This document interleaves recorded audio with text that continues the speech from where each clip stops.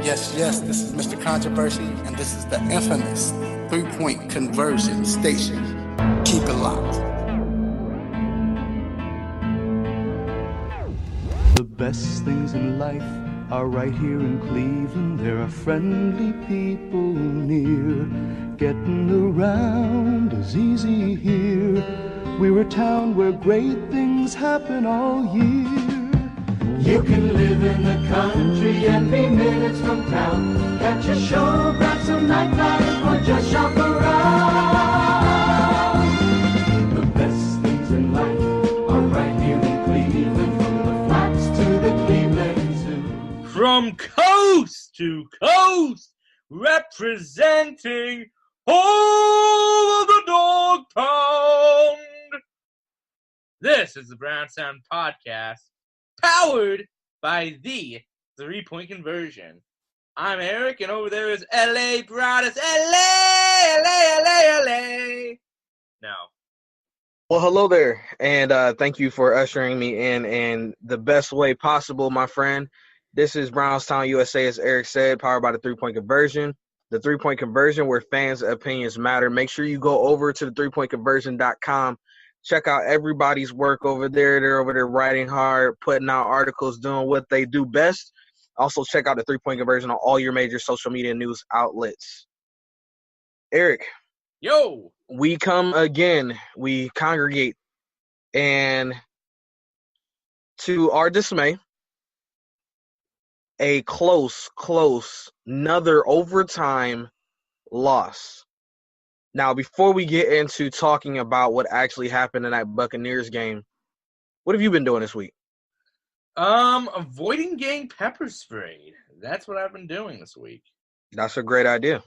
Yeah, because I do a few radio shows up here, and one of the ideas that they had this week was, hey, it'd be funny if we pepper sprayed somebody. How about we pepper spray? Nope. Not doing it. Not happening. I'm not doing that. I got to draw the line some. I've been on a street corner in a thong, nearly gotten arrested outside the governor's mansion. I've done a lot of crazy stuff. I'm drawing the line of pepper spray, though. So out of everything you mentioned, and I don't even want to repeat the thing that stuck out to me, but pepper spray is where you draw the line? Like, that's your no-go. That's my no-go because some of it's actually funny. Pepper spray, that's not funny. That's painful as all hell, man. I mean, I would rather be out there on that street corner again. The only sad thing about it was I had to wear a child-sized Eagles jersey along with it, so. Nice. Well. AK, I'm not sending you that video. Yeah, no, thank you. Appreciate that. Yeah, you can definitely hold on to that video. I appreciate that. What? Send it, okay. Anywho, this week, man, has been eventful for me, and my phone just vibrated. I thought Eric was sending me the video. I was going to be traumatized. But this week has been, I would say, uneventful for me. I had a migraine, been down for the count, and those things normally take me out for at least like 2 days. So that's pretty much what I've been doing. I've been catching up on some Hulu stuff.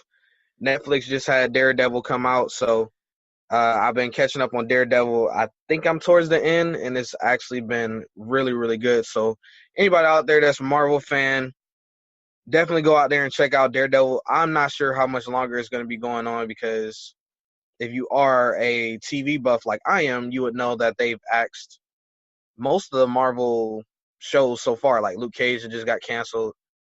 I believe it was Luke Cage and Iron Fist. And then they said also, too, that maybe some of the other shows might be on the, canceled list watch. So I'm guessing if I had to assume, it would be Jessica Jones probably. The crazy thing about that is, and this is just me going into a nerd form here, you got to remember, I thought Disney was trying to start their own, like their own service, like a Netflix or Hulu. So maybe they're canceling it just to bring it back there. I mean, keep in mind that you cancel those two shows and then you're going to talk about canceling Jessica Jones, there's a chance that Defenders is going to end up getting canceled again if they decide to go back there. They've already canceled Inhumans, so yeah. Well, Inhumans, to be fair, was kind of bad at first. It took a really, really dedicated person to, like, stick it out, because the first couple episodes, you were just like, wow, and then the graphics were extremely cheesy, but then the story got better, and I was able to I stuck it out.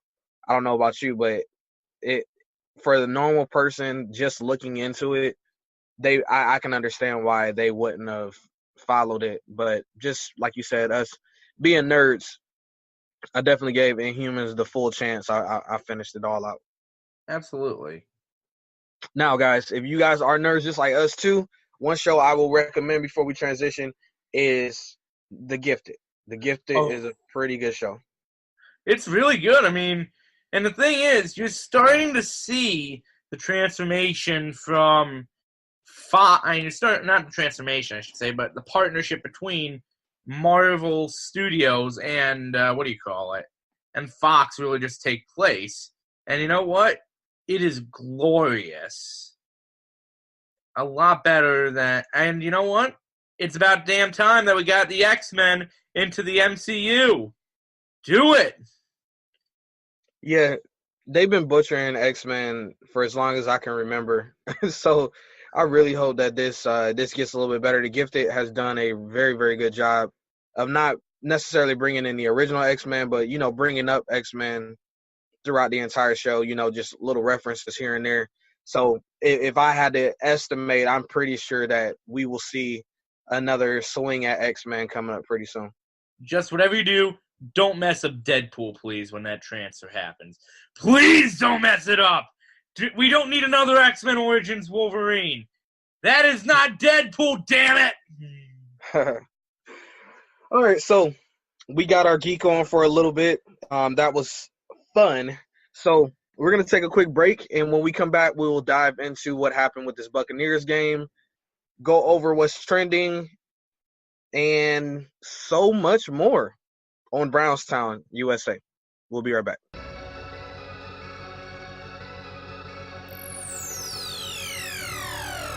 Ladies and gentlemen, this is Cat Williams, and you are listening to 3 Point Conversion Radio.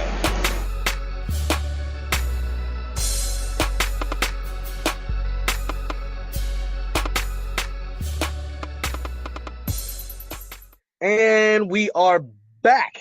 Brownstown, USA, powered by the 3 Point Conversion.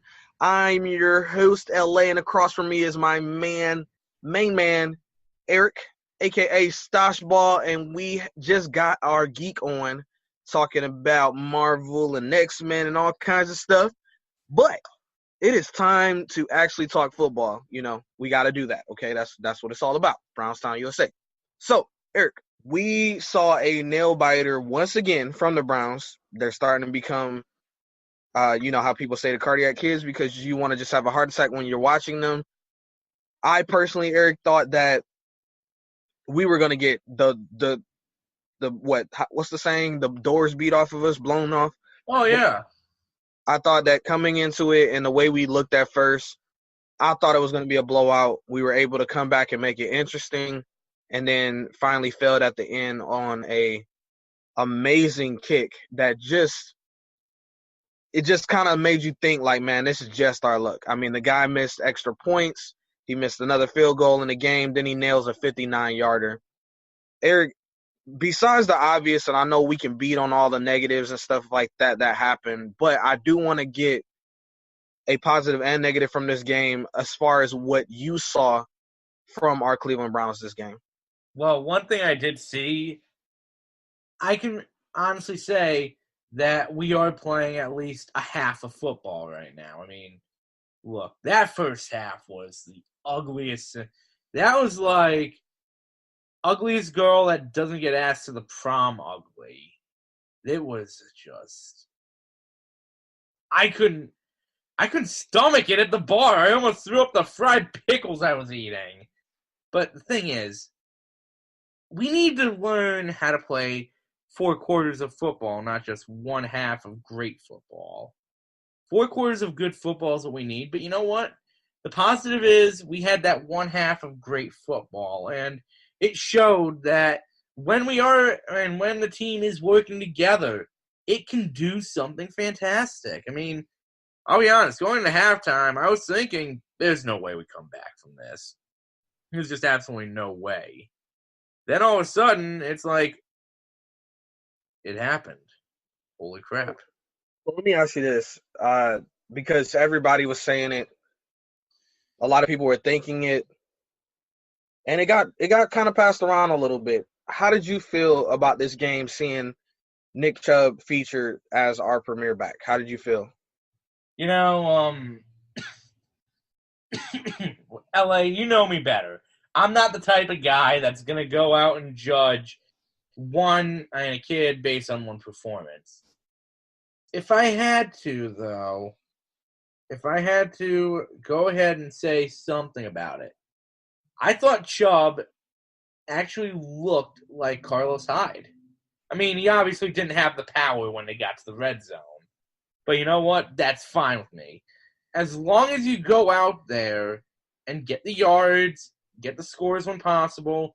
He was having better runs than Carlos did, even in this game as the primary starter. So, not going to say Carlos who. I'm just going to say it was time. I do think it was time, and it showed. Got you. Yeah, just touching on Nick Chubb, and then I'll get into my points real quick. Nick Chubb looked good. I did see him miss a few holes that he probably could have hit because he's a little bouncy, like especially when he's when the play is designed for him to run through the tackles, and then he decides that he panics or it looks like he's getting jittery, so he bounces out and tries to run, across to the right side or to the left side, and then you've seen how fast players are in this league, and he has speed and can break away, but he's not going to be that guy that can just run from east to west, unless it's designed that way, and that's kind of the stuff that I seen from Nick. So looking at the entire game, I came away extremely impressed again with our defense. They again kept us in the game and just performed extremely well when the offense could not. My thing that I was praying for, Eric, is that I was hoping that as many takeaways as we do have, our defense doesn't score touchdowns. Like they'll get an interception and stuff like that. And I was really hoping that we could just run one in just because based off of how our offense is playing. I want us to be able to score defensively. But that didn't happen in this game. Looking at everything too, I think that they did very, very well with the amount of injuries that we had in our secondary and how we could have really got carved up. And it looked like we were going to get carved up by Jameis Winston because he was hitting O.J. Howard. I mean, O.J. Howard was killing us. Mike Evans had some big catches. We even seen, Jackson come in and get a big catch. So I really just thought we could have got carved up a lot more than what we did. Now, I don't know if that was on the Buccaneers or if it was on us really just not giving them the looks, but that could have been a massacre. It really could have, and it probably could have been a lot worse is the other thing. But at the same time, I will say this. The one nice thing about this game, you touched on the one big play from Vincent Jackson. From Deshaun Jackson, not Vincent Jackson. That was the only play Deshaun Jackson really had. I mean, when you can limit a good receiver, and people are saying, well, he's not elite anymore. No, but he's still a good receiver. He's one of the top – he's in that top 2 or 3 echelon right there. I wouldn't say he's at Odell Beckham Jr. level or even Jarvis Landry level. He's up there, though.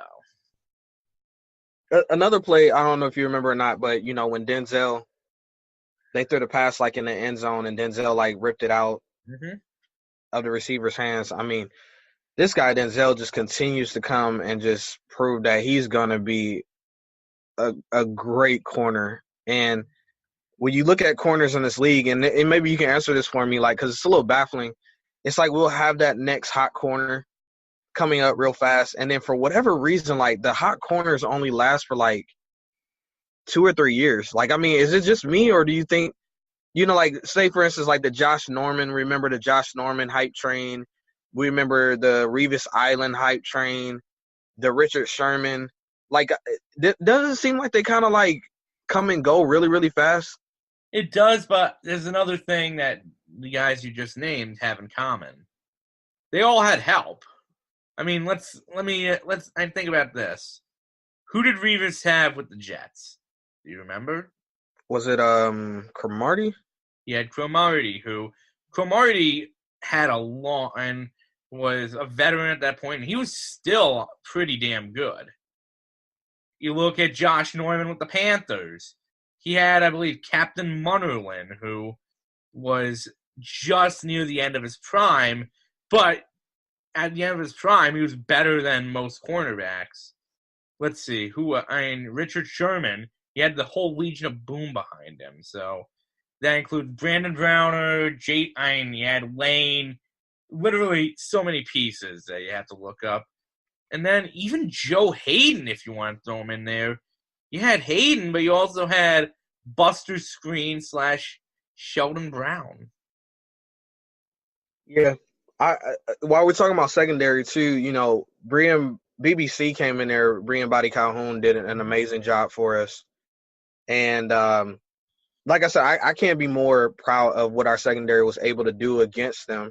So, that's definitely a positive in my eyes. The negative in my eyes is I'm so freaking frustrated with this offense. Like, it's like we cannot get it going. Baker showed flashes again where you're like, okay, there's those throws. That's what we're looking at. And then there are other times where he still looked like a rookie. Now, again, we've been called this. We've been said this was coming.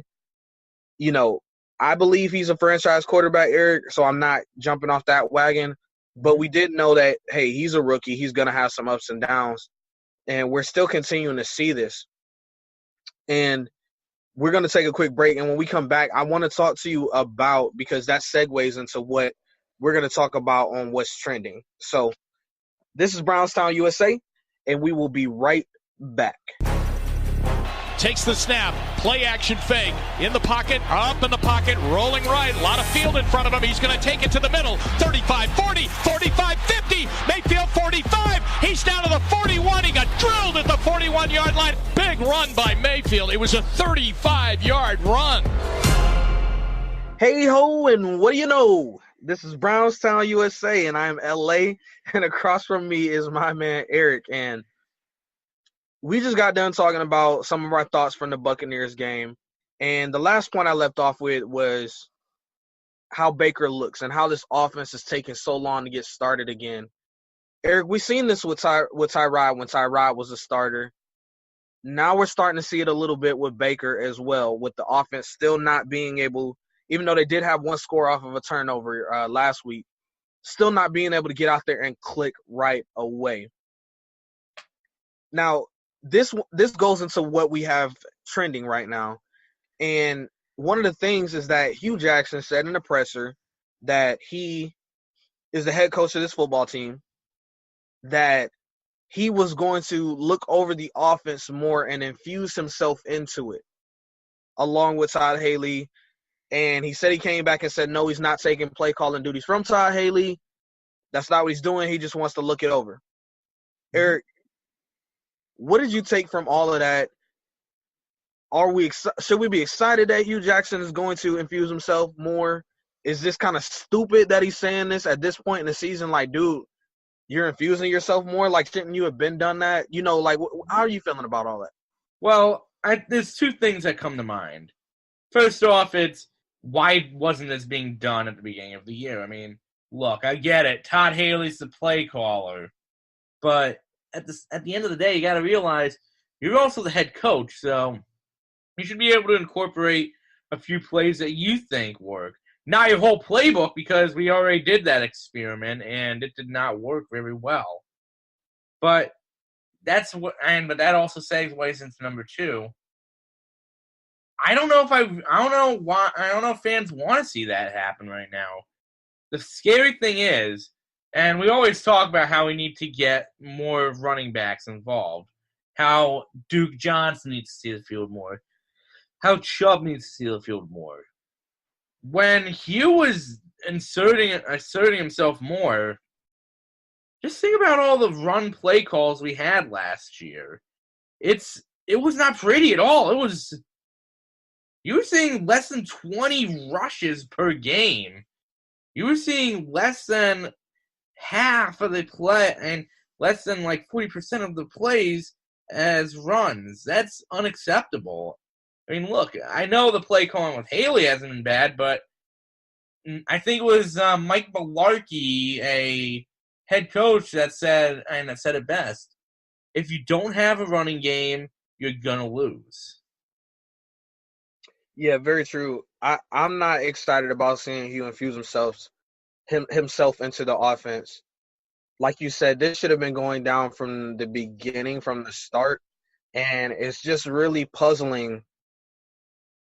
I just don't like how Hugh conducts himself in pressers, man. It's like he always comes out and says something and then puts his foot in his mouth, then backtracks, tries to clean it up. I don't get it. Now I understand why he would do it. I just don't understand why he's doing it this late in the season. To me, it really seems like the marriage between him and Todd Haley is not what either one of them thought. And with Todd Haley being such a strong personality, I think that Hugh is actually intimidated by him. And it's just not – it's going to be – it's weird for him. That's why I think he always is just coming and saying stuff in the pressers like, hey, I'm the head coach. I'm the head coach. I'm the head coach. Dude, we know you're the head coach. That's why you're there. That's why you're talking on on the press conference, at the press conference. Mm-hmm. You need to keep reminding people of that. To me, when somebody has to keep reminding you of their power, they really feel powerless. And I think in this juncture right now, Hugh is feeling the pressure of Todd Haley, of Greg Williams on his neck. And I thought it could work just because I look at Hugh as a B-type personality and those two as A-type personalities. But it seems like Hugh is still just a little bit insecure. Yeah, I mean, as much as we may want to say, he's the head coach. He doesn't need to be. He has no reason to be insecure. Keep in mind, the fan base is already writing him off to be fired at the end of the year. The media, they have sound bites of this guy that could paint him to be the most evil man in Cleveland. So, all it takes is, essentially at this point, one more bad year, whether it's this year or next year, and he could be gone. So, he's playing.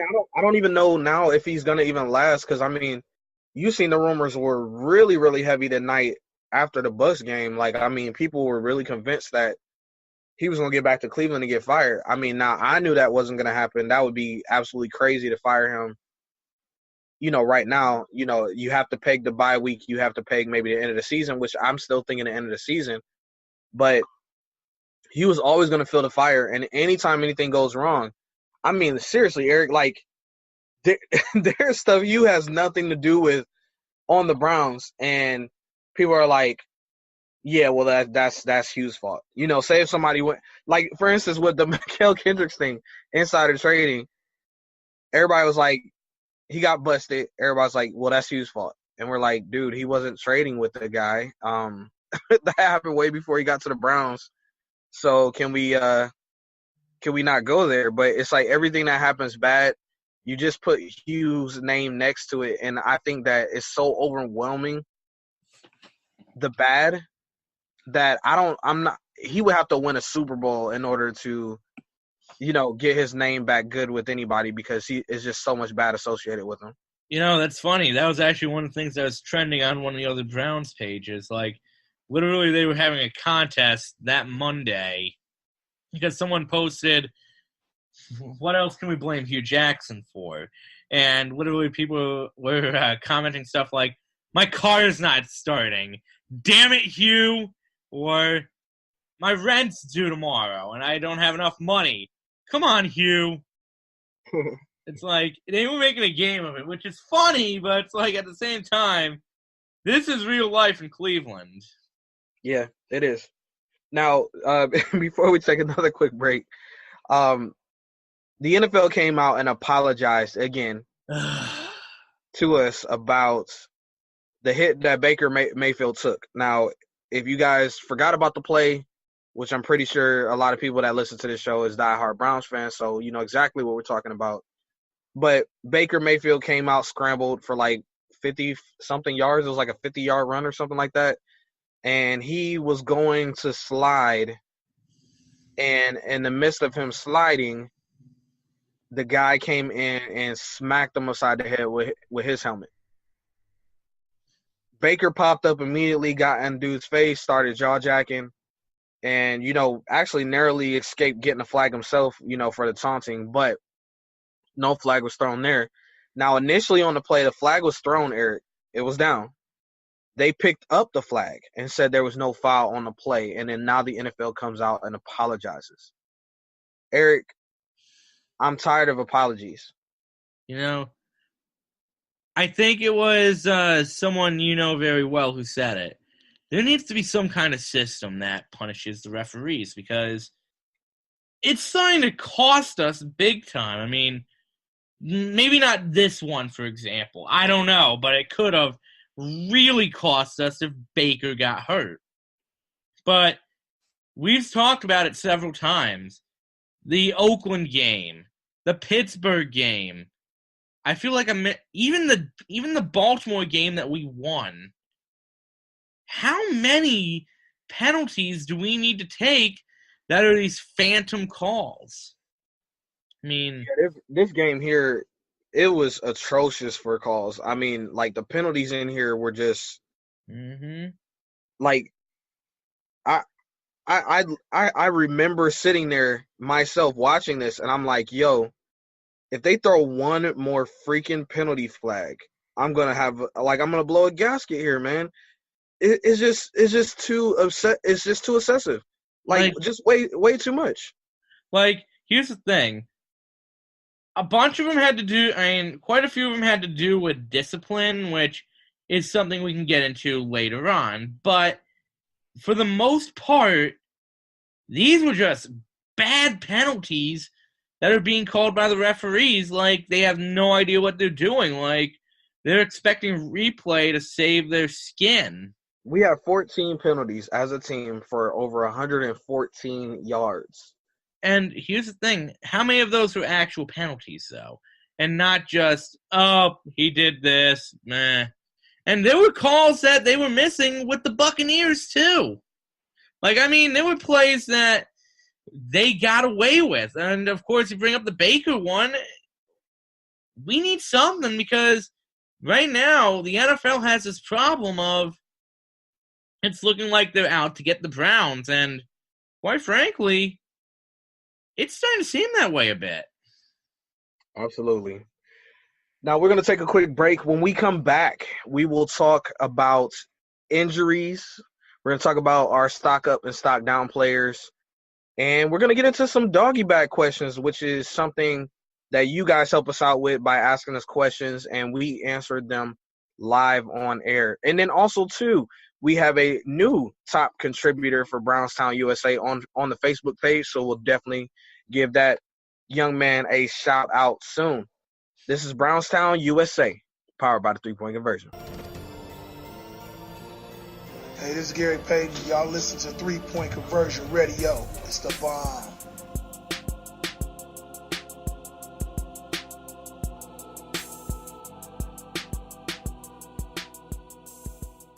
And we are back. We just got done talking about what's trending with the Browns, the NFL screwing us over more. And it was just overall just fun just talking about that, Eric. It just was. It was like a dentist appointment. Happy moments. Was, happy. Right. So, injuries. Haven't really heard too much as far as any developing. We were able to come out of Tampa Bay pretty good with no injuries, thank goodness. But the people that we have on the injury list right now, really no new progress. You know, Rashard Higgins, Gaines is still in concussion protocol. So really no changes there. Have you heard anything from your side?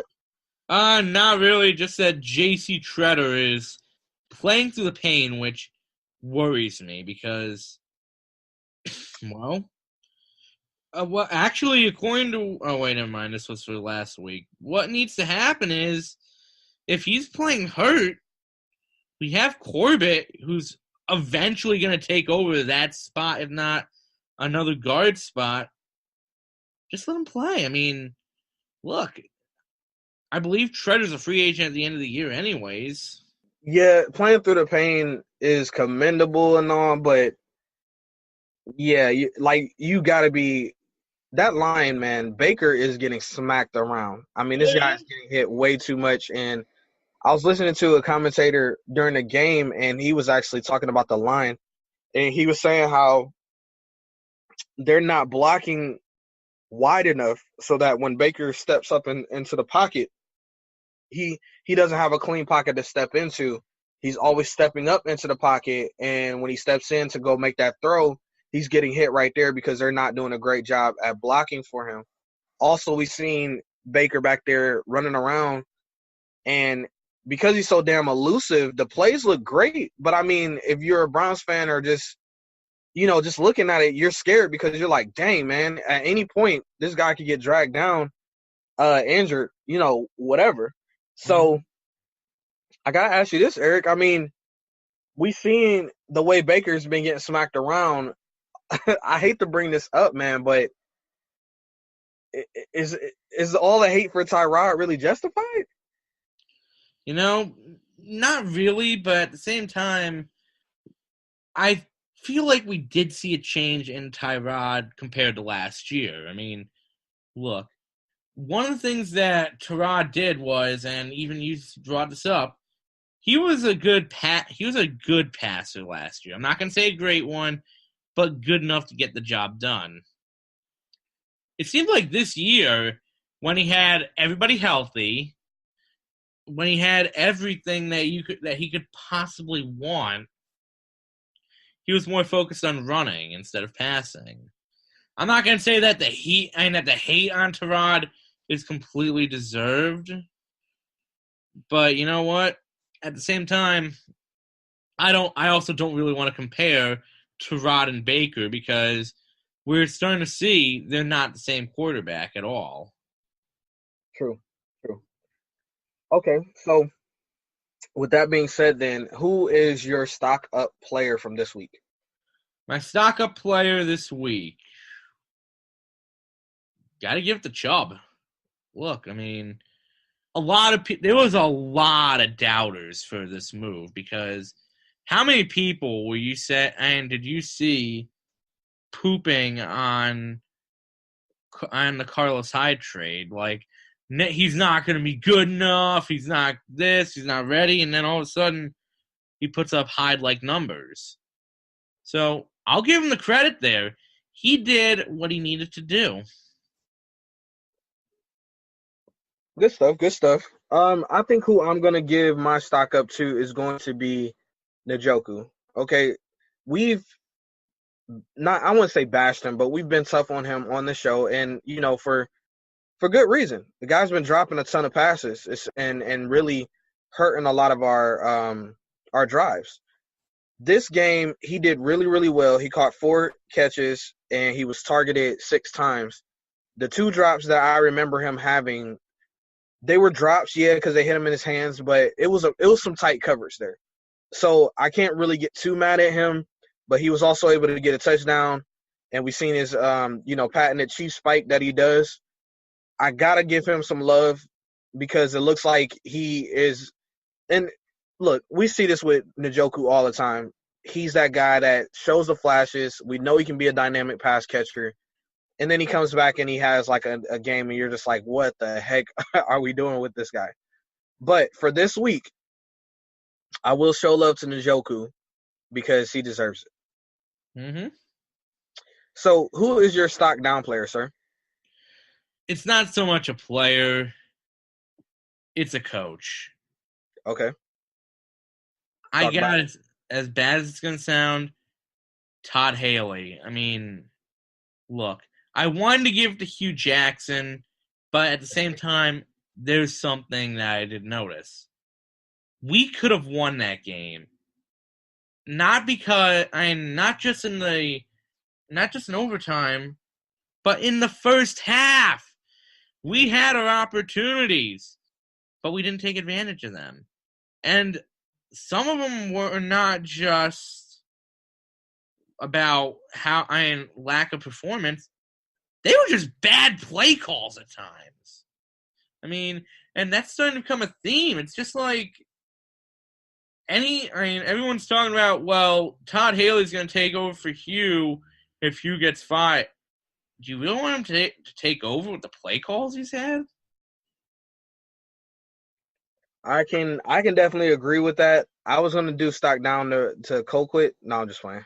This dude can do no wrong. I can't believe I'm looking at his stats and like he punted for over 465 yards. That's just crazy. Day! But yeah, no. Looking at everybody here, I really can't center it around one player. I mean, if I really just wanted to get picky and be petty, I could say Jabril Peppers, especially for that fumble. But I mean, no, you know what? No. I'm not gonna take no. Peppers. That fumble was terrible. It just was such a deflating play. I couldn't believe it. So I'm gonna give Tom Brady's ears perk up. So yeah, I'm gonna give stock down to him, and not for his entire game, but for that one play right there. So look, we're gonna take a quick break, and when we come back, we're gonna take your doggy bag questions, and then we'll get into the preview of this week against those Squealers. This is Brownstown USA, powered by the 3-point conversion. Mayfield's got an empty backfield, down 7. Here they are at the 16 of Tampa Bay. Back is Mayfield, looking, throwing. Landry laid out, and does he have it? He's at the 1, and it's a touchdown! They rule him in! Jarvis Landry from Mayfield. And we are back. I'm LA, and across from me is my main man, Eric, and this is Brownstown USA, powered by the 3-point conversion. We just got done talking about our stock up and stock down players, and now we are bringing forward a segment that has been inspired by you guys, the doggy bag segment. Now, this doggy bag segment, Eric, crazy enough, is actually sponsored by RealtorProMedia.com. Oh, we got a sponsor. Make sure you go over to RealtorProMedia.com and check it out. It's basically a business set up for realtors out there, agents. If you want to get your houses, your properties, different things shown well and shown right and cleanly, then you need to hop over to RealtorProMedia.com. All right, so this is the doggy bag segment, and as always in the doggy bag segment, I throw it over to Eric, and he digs in that he digs in the bag that he has over there. He digs over that bag and pulls out some questions for you guys. So, Eric, what do we have on the docket today? All right, let's see what we got. Hey, look, it's the Dallas Cowboys championship ring. Haven't seen one of those since the 90s. Let's see. Question number 1, and a lot of the questions that we did get have to do with transactions and other stuff. So, all right, the first question that we do have, if you were made to choose between Todd Haley and Hugh Jackson leaving, who would you choose and why? Between Todd Haley and Hugh Jackson? Mm-hmm. That's a no-brainer. Hugh Jackson, of course, because we've already seen the product of what Hugh is and what he represents in Cleveland. Now, I'm not crapping on the rest of his football career, but in Cleveland, he's hot utter garbage. So I would much rather see something new in Todd Haley than to keep having what he was already shown us, and that's a consistent below average subpar performance. I gotta also say Hugh, but mainly because if you get rid of Hugh, there's a good chance Haley will be gone too.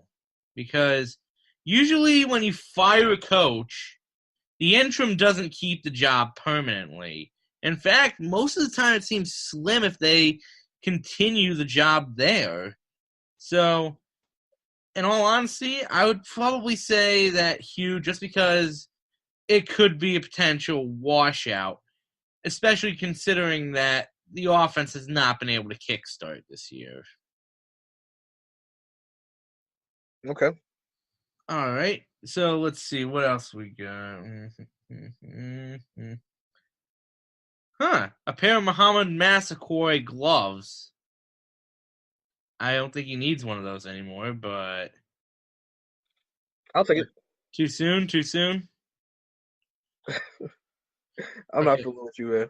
Okay. So if they were to fire Hugh Jackson, who do you see as the front runners, say top 5 candidates for the job, if any? I'm going to throw that over to you because, again, I've had tunnel vision when it comes to trying to have anybody come in and run this organization. I'm not trying to think about that. I'm living in the moment of the season, and I will start to talk about that and dive into it more, I guess, towards the end of the season.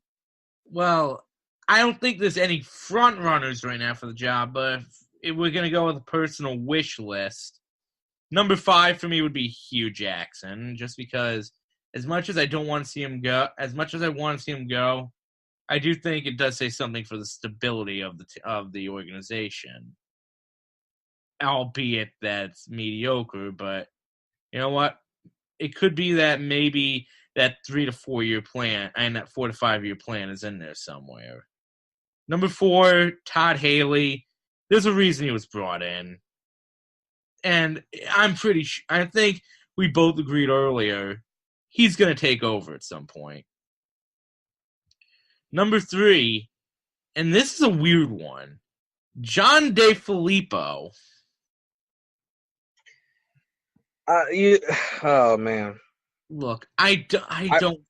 I remember him being in, like, his name has come up previously, too. Mm-hmm. I mean, my thing is, I don't like it because he's this quarterback whisperer, which we have now, but I just look at what he did with the Eagles last year. Quarterback whisperer. Hey, compared to Hugh Jackson saying, trust me on Cody Kessler, he's going to be good. Oh, did you see we had a Cody sighting? Yes, we did. I remember somebody was even brought up that he was betting Cody Kessler. Now I bet you guys wish we didn't take Baker Mayfield. Yes, I do. Shut up. Yeah, we had a Cody Kessler sighting down in Jacksonville. Then, because of Chad Kelly being released from Denver, guess what QB gets to go number 2? a QB that plays like number 2. But do you remember for 500? Do you remember who it is, though? Hogan. Yes, sir. Yes, sir. Ding, ding, ding. And let's tell him what he's won. But you're wearing a Seneca Wallace jersey. But Filippo, unfortunately, he's going to be tied to us. Number 2, and this is where it gets weird, just because the 2 candidates that I'd like to see are actually college coaches. Number 2, the head coach from Iowa State. Believe it or not, he's from Ohio. And you know what? If considering he's beaten a couple top-ranked teams, I'll give him a shot. I mean, look, what's the worst that could happen? Knock on wood, that we don't get freaking, what's his name, Chip Kelly again. Ooh. Trust me, just thinking about the fact that we were linked to that loser. And then number 1 is actually Chris Peterson, the head coach of the University of Washington. I'll be honest with you. He really transformed that program because they're what, a Pac-10 team? Or are they Big 10? Or are they Big 12?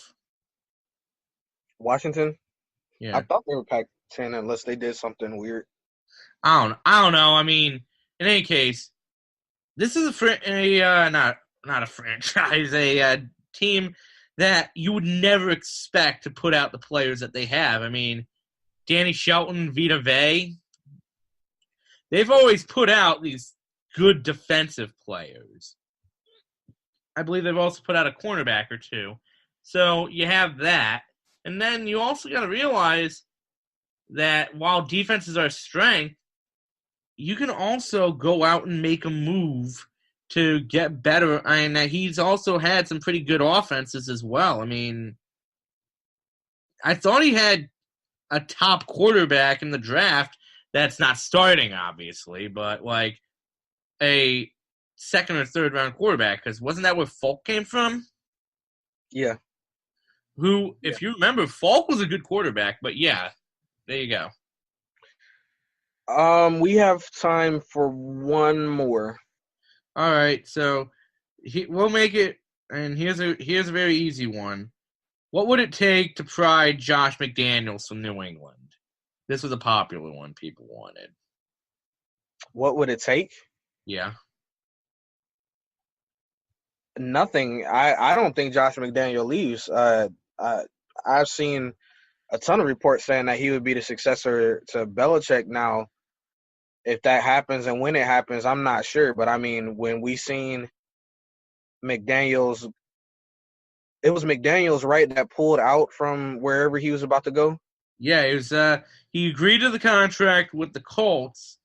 And right. Then, yeah, and then pulled out at the last minute. So I don't think you want anybody that's flaky like that. That throws up an entire red flag to me. And again, he was given a pay raise, and then pretty much reports have it is that he was given a guarantee that when Belichick finally steps down, he would be the successor there at New England. So I doubt he leaves at all. There's been a couple refutes to that report, but at the end of the day, he's waiting for the Belichick thing to end. The only things that could pry him are money, the fact that he would get the chance to work with Baker, which the thing is, New England, if you remember, was hot on Baker for a while. And you don't think Josh McDaniels is licking his lips? And the only other thing that could work is the fact he's from Ohio, but I don't see him going anywhere. It's just the cool thing about having Baker at the QB position and having a great defense is that prior to everything, Cleveland looked like just like a bad place for anybody to go, and it was going to be hard to get it started. We're kind of already at the point right now where it's like we're gonna get, we're right there on the cusp. So I mean, if a coach would want to come to Cleveland at any time, the time would be now. However, we got to remember that John Dorsey is running this. If Hugh gets fired, John Dorsey is not getting fired. John has done way too much for the city already, just in the short time he's been here. So he'll get one of his guys to come in. And like I said, we're right there. And it's attractive because if your team has a franchise quarterback or a guy they really believe in, boom, that's half the battle. Before, we didn't have a guy. So therefore, it was hard to pull coaching candidates here and have anybody interview for the job because we didn't have that quarterback position settled. And everybody knows that the coach's job, except for Hughes in this point, because he's been so bad before, but the coach's job normally lies within the quarterback's hands. So I think we're in a good spot to get some good candidates. If Hugh gets fired, this will be the year to do it, to go ahead and get it done and get it out the way, because we're definitely on the upswing. Whatever you do, just don't bring Mike Mularkey into Cleveland. Yeah, and that's the name that I kept hearing too. So, again, like I said, I know that we'll be probably visiting this more, and we'll dive into it more, as the coming up weeks. But I'm not even there yet. I'm not trying to, Look, the Pittsburgh Steelers were idle and jumped up to first in the AFC North because everybody lost. So this division is still very tight, and we still have an opportunity, but it's going to be an uphill climb. And like I said, until we're out of it, I ain't even really worried about these coaching things. So just wanted to give a shout out to all the fans out there, and thank you for submitting your questions to the Doggy Bag. Like I said, we do this every week for you guys because it's a lot on the Browns fans' mind nowadays, and actually it always is. But talking about fans, Eric, we just want to definitely take a minute and give a shout out to our top contributor this week for the Brownstown USA Facebook group. And make sure you hop over to Facebook. Just search up Brownstown USA and we'll pop right up, answer those questions, and get added to the group where we talk Browns all the time. So our top contributor this week is Corey Robinson. So everybody just a round of applause. Yay! Great job, Corey. Great job, man. Keep contributing, and thank you and shout out to everybody in that group for making it such a good group. And, Eric, we have one last thing we need to do before we end up the show. So we're going to take a quick break, and then we're going to talk about this week's matchup against those Squealers. This is Brownstown, USA. Mayfield shotgun, back to pass, up in the pocket, got to get out of there, rolls right, fires down the middle, what a catch at the 25-yard line, what a catch as it's pulled in by Landry at the 25, a 15-yard gain. And we are back. I'm LA, and across from me is Eric, as always, and this is Brownstown USA, powered by the 3-point conversion. We just got done with our doggy bag segment, sponsored by RealtorProMedia.com, so make sure you hop over there and check that out. But, Eric, we face this week against our, I'm going to say quote-unquote, because it's not really a rivalry anymore, but, we still just don't like them. But our quote-unquote rivals, the Pittsburgh Squealers, and they are coming off their bye week, and we are coming off that tough overtime loss, another overtime for us. Eric, real quick, what must the Browns do to win this game? What the Browns need to do, they need to go out and just do what they did against the Steelers in week 1. I mean, as bad as that may sound, the defense was actually pretty good against the Steelers. The offense didn't get clicking, but... Oh, you mean go out and have like a rainy, muddy, just terrible monsoon-type weather day? If that happened, that would be fantastic. I mean, who wouldn't want to see Antonio Brown go slipping and sliding? Maybe it would stop him from twerking a little bit. But the thing is, the Browns actually played Pittsburgh pretty well. The offense couldn't get clicking because, well, it's the first week. Things don't click that first week. The thing is, if we played that game today, there's no doubt in my mind I think Cleveland would have won. Because, well, right, there's still some dysfunction in Pittsburgh right now. It's the big thing. Because guess who still hasn't reported as of the recording of this? Oh, yeah, Le'Veon is still out, but I'm not going to even put that, I don't think it matters. James Conner has been amazing for them, and I think Le'Veon played his hand a little bit too tough. I think he overextended himself, and now he's kind of panicking because, like I said, they were able to find another running back. He's doing a phenomenal job for them, and even though their season has been up and down, we seen that, and we called that the first week. We said, the Steelers, they either start off slow and then they pick up because they just have that championship pedigree in that franchise. So not really too worried about them right now. But, not having Le'Veon there is, it's awesome. It's definitely awesome, but let's not count out Connor. No, absolutely not. I mean, he still ran for over 100 yards against us. Right. And that tends to still be our Achilles heel, is stopping the run. So, Eric, who are you watching? What player are you watching out for this week? This week, I'm going to be honest. I kind of want to see how Denzel Ward does against Big Ben in round 2.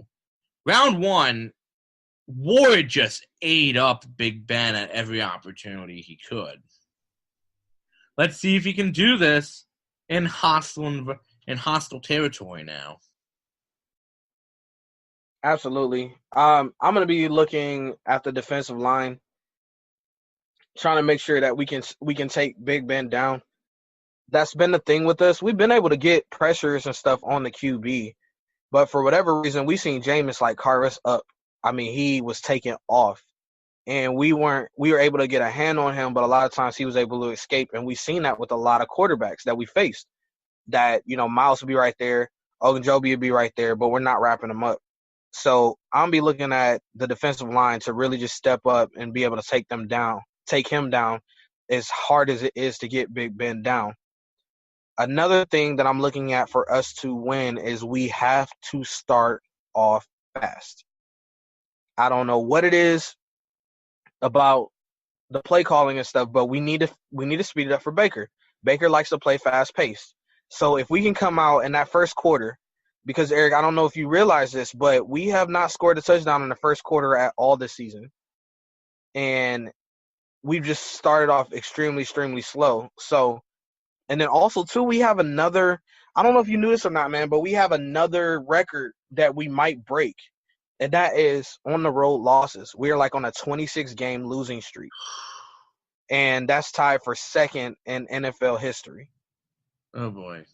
So we're going up against that. We're going up against the fact of being able to score in the first quarter. We have to start fast. As Ricky Bobby says, you gotta go fast. If you ain't first, you're last. Absolutely. And you got to go fast. So, score predictions, man. It's Steelers week. Who you got winning, and what is that score? I'm going to say the Steelers. I'm going to say 27 to, as much as I don't want to say it, 27-14. It's just, playing Cleveland is one thing. It's hard to play in Pittsburgh. Always has been, always will be. For me, the NFL has been so weird this year. Extremely weird. And so in this one, I'm going to go with the weirdness of it. And I'm going to say the Browns win. And I'm going to say they win 18, like something weird, like 18 to 9. Like, it's about to be a weird score. First of all, we already know in the AFC North that they always play each other really, really tough. It's rarely that many high-scoring games. It's normally always siding towards the low-scoring part. And it's always weird. Just like you remember I sent you a message, and I'm like, yo, here we go with the weird score again when the Browns got the safety on Tampa Bay. It was just like, all right, here we go again. It's about to be a weird score. But that ended up kind of evening itself out. I really just feel like, we seen the tie against Pittsburgh. We, just weird stuff. And I don't think that this week will be any different for us. Absolutely. So, as we wrap up the show, Eric, is there any parting words that you want to bestow upon us? Just remember, it could be a lot worse. We could be waving stupid yellow towels. There you have it. And my parting words is, if you're not first, you're last, and we have been last for so long. So, this is BrownsTownUSA, powered by the 3-Point Conversion. Again, hop over to 3pointconversion.com. Check out all your latest news and sports updates. And follow Brownstown. We are on Twitter at BrownsTownUSA. And again, go to Facebook. Look us up, BrownsTownUSA. Answer those questions, and we'll get you in to talk Browns. Like to thank everybody for the amazing support. This show is growing and it's growing and it's growing, and it's only going to get better. So we definitely thank you for that. I'm LA. Follow me on all your major social media news, all your social media outlets at LA_Broadus. Across from me is my man Eric, and you can follow him on Instagram at IamStoshball. Check out those videos that he was talking about earlier today. And follow him on Twitter at StoshBall. So, signing off, this is Brownstown, USA. Let's go, Browns! Woof, woof! Are you ready? You think you could tell us what to do? You think you could tell us what to wear? You think that you're better? Well, you better get ready. Bow to the masters. Break it down.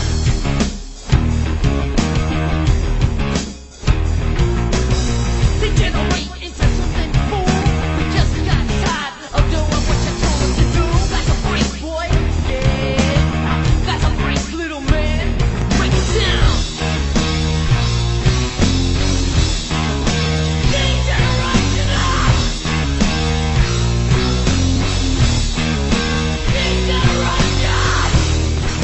you could tell me what to do.